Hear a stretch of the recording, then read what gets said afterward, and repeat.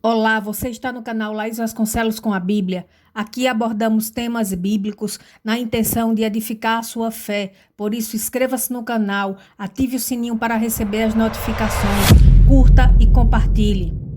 Ezequias foi o 13º rei de Judá.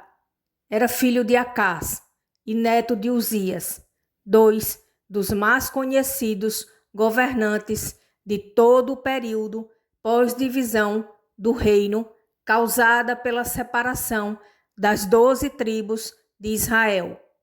Seu governo foi marcado pela restauração do culto no Templo de Salomão e sequencial recuperação da celebração da Páscoa em Jerusalém. Contudo, sua gestão enfrentou uma severa crise militar, com a invasão assíria, que afetou todas as cidades fortificadas do Reino Sul e culminou com o sitiamento da capital. No ano em que Jerusalém foi cercada pelo rei Senaqueribe, Ezequias adoeceu gravemente e o profeta Isaías foi até ele para lhe dizer que pusesse ordem em sua casa, porque ele não iria sobreviver. O rei virou o rosto para a parede e orou assim: Ah, Senhor, sê servido de te lembrar de que andei diante de ti em verdade e com o coração perfeito, e fiz o que era reto aos teus olhos. E chorou Ezequias muitíssimo. O profeta ainda estava no pátio do palácio, quando o Senhor lhe mandou dizer a Ezequias que ouviu sua oração e viu suas lágrimas, e que o curaria, e que dali a 3 dias ele iria ao templo.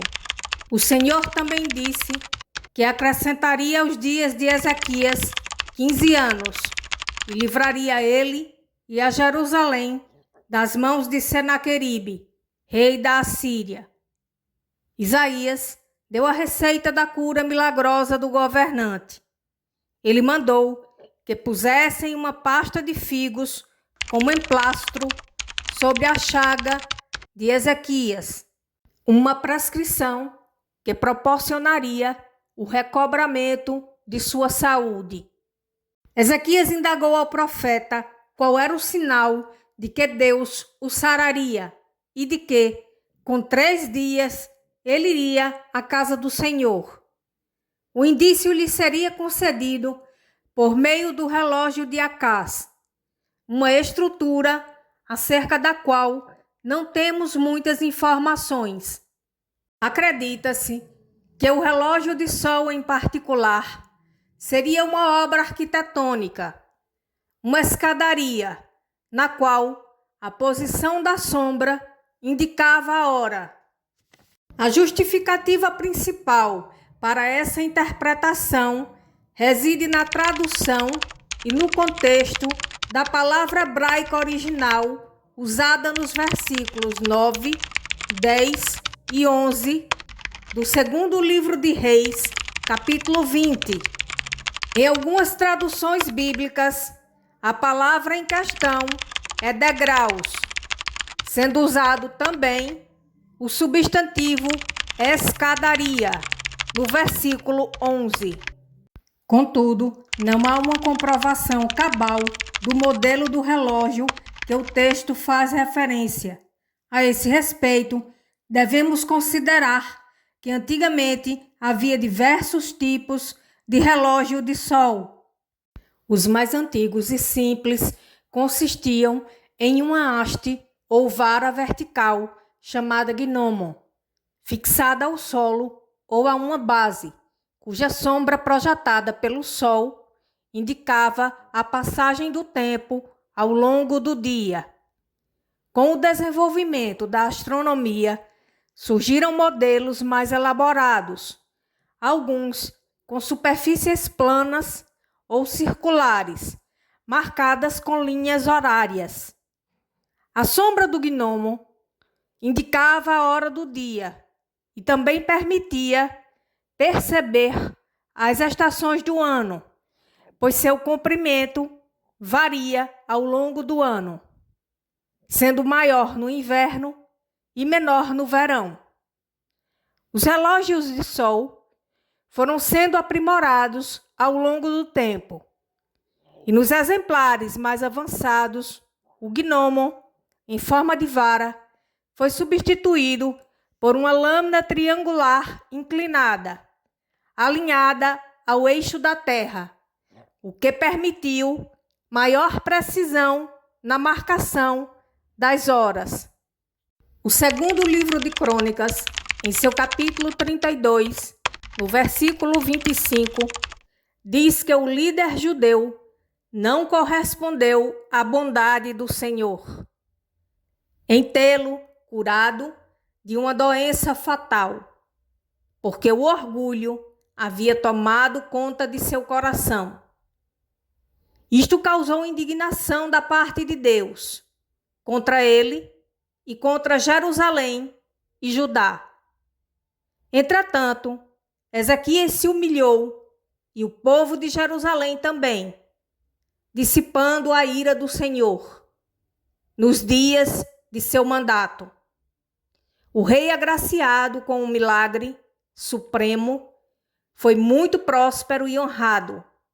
Construiu depósitos para armazenar ouro, prata e pedras preciosas, bem como escudos e especiarias, e armazéns para a colheita do trigo, do mosto e do azeite.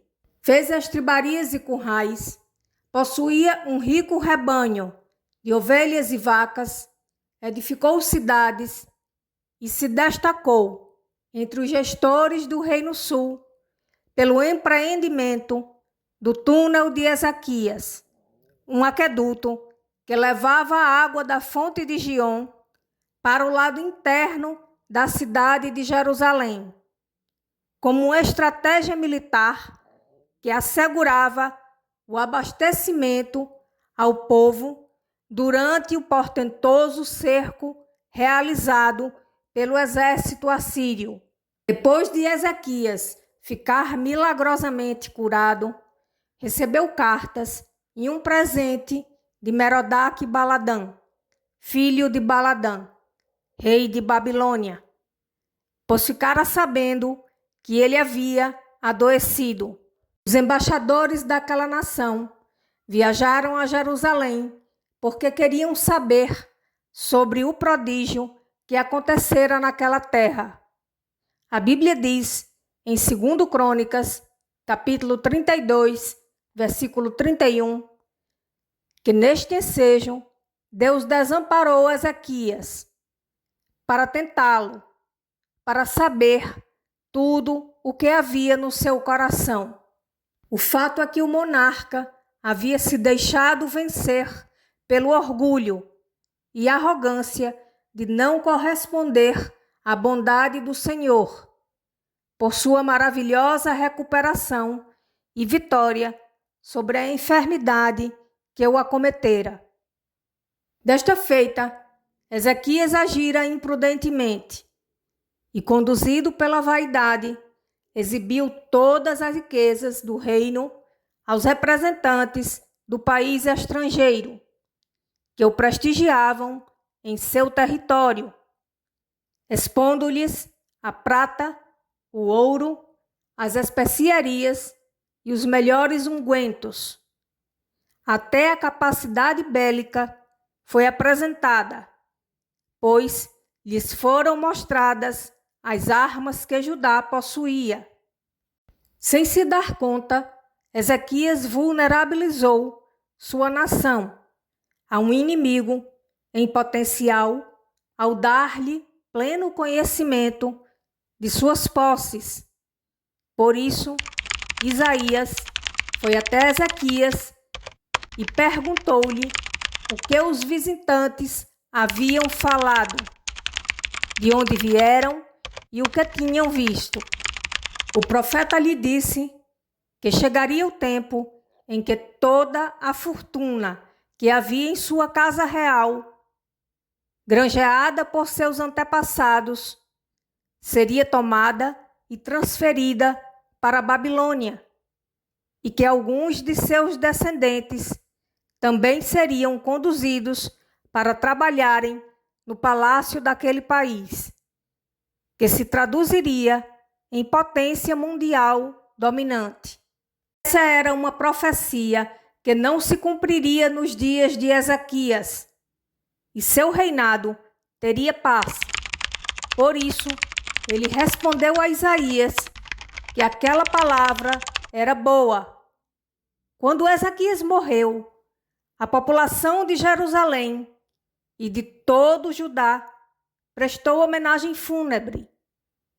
Ele foi sepultado no mais alto dos túmulos dos descendentes de Davi, e seu filho Manassés ocupou a cadeira real.